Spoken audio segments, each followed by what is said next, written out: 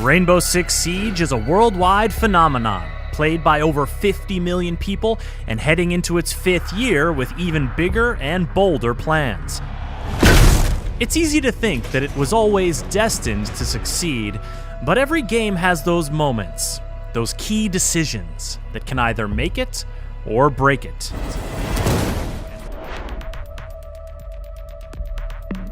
Rainbow Six Siege is now played at a professional level by players around the globe who compete for glory and lucrative prize pools on the world stage. But how do you take your game from development and launch to the grand stage of esports competition? The answer is, you don't do it alone. From the first competition that we did internally, it was a goal. Everybody wanted to be like an esport game. The legends of this internal tournament that they had between the devs, that's when they kind of knew they had something really good going on. There was no big crowds, but they saw how people reacted and how people got excited and how we have something really solid. Like this can happen. The reality though is that you cannot say it's an esport game until it's accepted by the community. So everything was based on the competitive aspect of the game. And even though we were not able to say it out loud, it was always a focus. I mean, the first SI was that first moment of like, we have teams from all sorts of places around the world. Like we have that are quite excellent, honestly, that play at a much higher level than we imagined. It was, yeah, it's hard to describe what really makes a game ready for this, because nobody's ever ready for it. I think it's just, the community wanted it. Team vitality! Gameplay first is always the rule on R6. It needs to stay like that. It will always stay like that.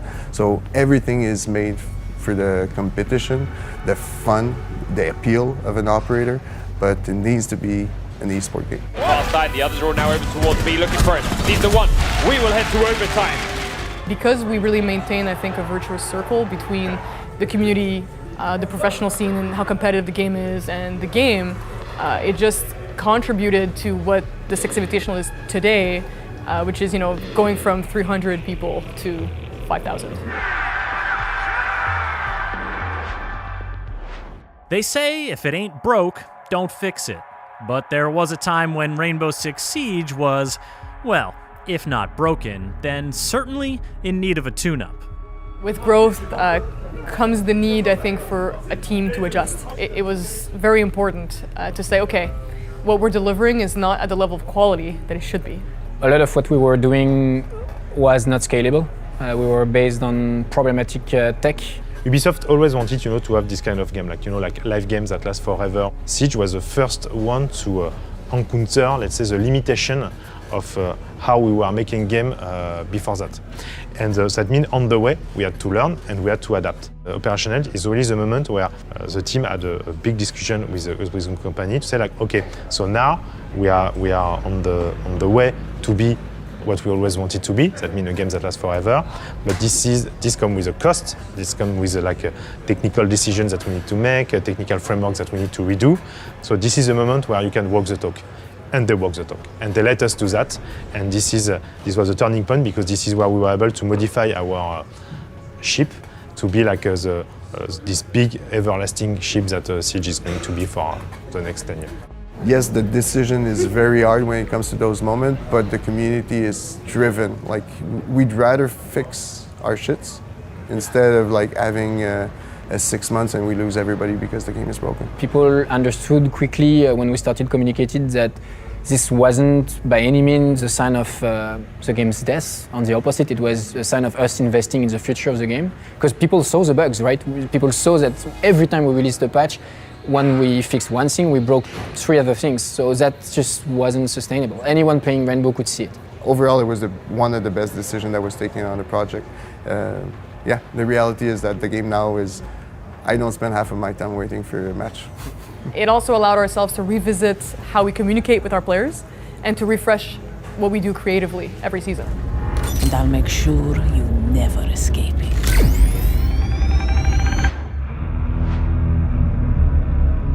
We are talking about the things that won, but there were also some other stuff that didn't won. Like they had to make some concession to be able to build this game and ship it in time and stuff like that. And what is coming in the near future is a realization of this vision, of this premise. And I will give you a concrete example. If you look at the prep phase of this game, from a design standpoint, you can see a promise. This is a moment where I will be able to get some information and build a strategy around.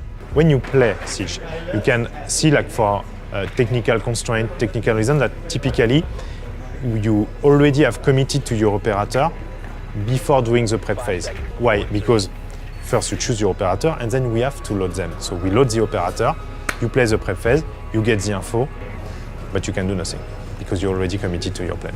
And to me, this is one of the things that we want to change. The prep phase, we want to give you opportunity to really adapt your gameplay and your plan based on the information, based on the information that you gathered during these phases. And it's, in a way, it's something new because clearly it will change the gameplay. But if you think about it, it was here since the beginning. You know, even in the name, prep phase. It's just like for technical constraint. There's a lot of reason of why we ended in this situation. But now, after 4 years, it's time to reopen and to finish to execute the vision of Xavier Marquis. This is, to me, the future that is coming.